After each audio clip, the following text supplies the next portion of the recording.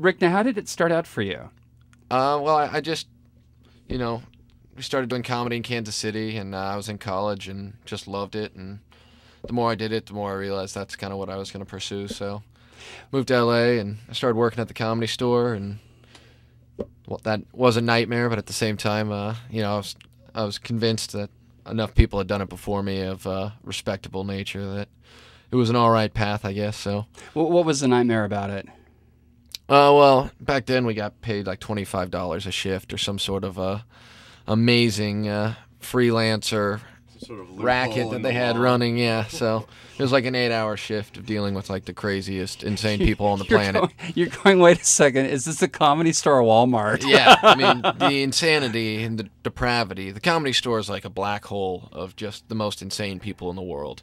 And they all come in, and it's like there's a lot of talent there, but there's also a lot of just really insane people who believe they have talent there. So Now, what was it like the first time you did open mic on Sundays?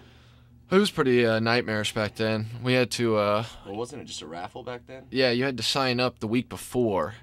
And so it was like on Sundays you'd have to go 1 in the afternoon and sign up, and then come back at 6 that night and pick a number. And there was 40 tickets, 20 had numbers on it. And if you didn't get a number, you didn't get to go up the next week. So, Wow. And again, it was a mix of people where it was like this guy, you know, he might be something in 10 years, and then that guy has been insane for at least 20 years. So I don't know when he took acid, but he never stopped taking it. And that guy would get spots instead of the you. age of most of those guys, I'd guess between 1978 Yeah, and absolutely. 82 was when they took LSD. Who are some of the comedians that inspired you? You know, I like George Carlin and all the classics from Pryor. All those guys are great. And I like younger generation. I'm part of the Saturday Night Live of the late 80s, early 90s. And Boy, that show just will never die. Well, I mean, yeah, I don't. they might need to kill it at this point. Someone might need to stab I just that don't show get at this it. I point. just don't get that show how it's still on the air. Well, You know, I mean, people probably said that in the 90s, though. no competition, I think, is the answer. Right. On a Saturday night, like they just own the time slot. They canned Mad TV, so that's, you know, off the radar now. So Yeah. that's part of it. And, you know, Lauren Michaels, what else is he? He got nothing better to do. That's And right. Lauren, if you're listening, Jon Schieszer and Rick Ingraham are accepting applications. That's right. We can bring the show back to what it once was. Back to the glory We days. hate you, but we love you if you give us work. Yeah. So what do you think when you, like, the turning point with your career when you said, wow, this is, man, this is what I'm doing. I'm a comedian. Was that probably when you met OJ, right? Down in Miami? Yeah, I mean, Oh, tell me the OJ story. Thank you, John. when I started getting to tour a little bit, as John is leading towards, I guess, it's hilarious.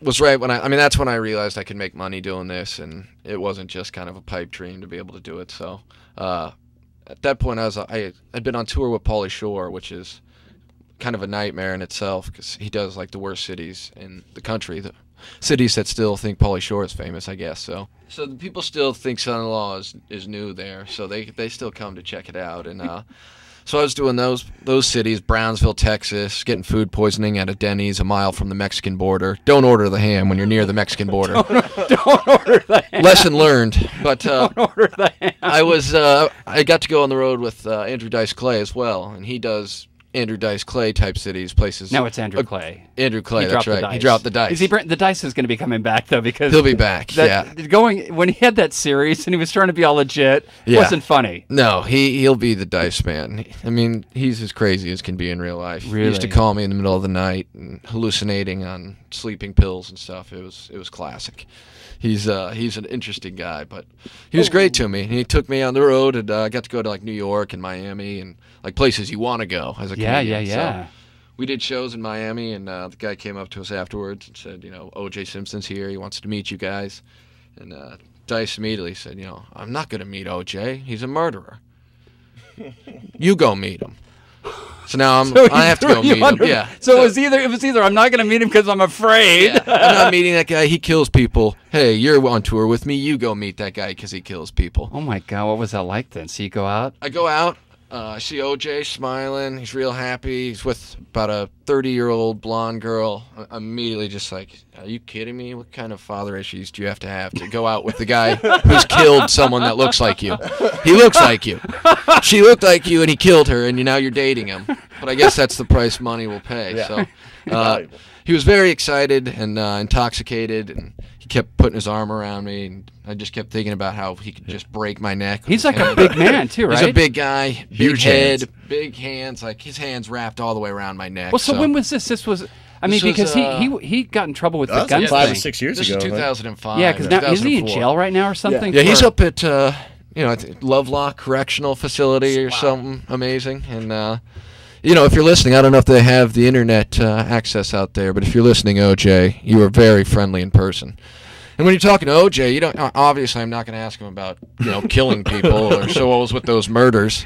I talked to him about the naked gun. When you make friends, you want to kind of talk about exactly. something you can relate So to. you comment his acting. Yeah. You comment on it, I and said, you were great in the Naked Gun movies, and I loved your work. And he actually said, people don't ever tell me that stuff. It's like, Yeah, I 'cause wonder you, why, OJ. Maybe you shouldn't have killed those people.